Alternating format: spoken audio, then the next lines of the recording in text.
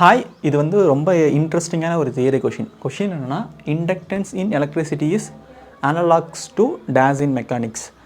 அதாவது எப்படின்னா, நம்ம ஊருக்கு நீங்கள் எப்படியோ அது மாதிரி அவங்க ஊருக்கு அவங்க அப்படின்னு சொல்லி ஒரு மீம் டெம்ப்ளேட் இருக்கும்ல, அதே மாதிரி தான் எலக்ட்ரிசிட்டியில் இண்டக்டன்ஸ்னால் அதே மாதிரி மெக்கானிக்ஸில் என்ன குவான்டிட்டி அப்படின்ற மாதிரி தான்.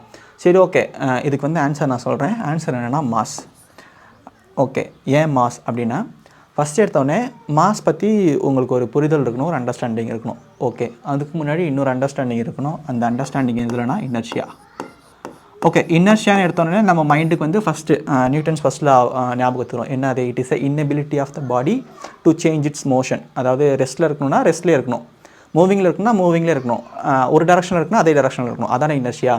ஓகே, இந்த இனர்ஷியா என்னென்னா, ஒரு மாஸ், ஒரு பர்டிகுலர் பாடிக்கு ஒரு பர்டிகுலர் மாஸ் இருக்குன்னா, அந்த மாஸ் வந்து அந்த அந்த ஸ்டேட் ஆஃப் மோஷன் இருக்குல்ல, அது ஒரு விஷயம் பண்ணதில்ல, அதை மாறுறதுக்கு ரெஸ்ட்ரிக்ட் பண்ணும். எது? அதோட ஓன் மாஸ். இப்போ நம்மளை ரெஸ்ட்ரிக்ட் பண்ணுறது யாருன்னா நம்ம தான். ஃபோன் பார்த்துட்டு மொபைல் பார்த்துட்டு சாப்பிட்டுட்டு தூங்கிட்டு நம்மளை ரெஸ்ட்ரிக்ட் பண்ணியிருக்கோம்ல, அதே மாதிரி தான் மாஸ் வந்து அந்த ஆப்ஜெக்ட் வந்து நகர விடாமல், சேஞ்ச் ஆகாமல், ஸ்டேட்டை மாற்றாமல் தடுக்கும். சிமிலர்லி இண்டக்டன்ஸும் அதை தானே. இண்டக்டன்ஸ் என்ன? அது வந்து ஒரு இன்டியூஸ்டு இஎம்எஃப் உருவாக்கும், இன்டியூஸ்டு கரண்ட் வரும். அந்த கரண்ட் என்ன பண்ணும்?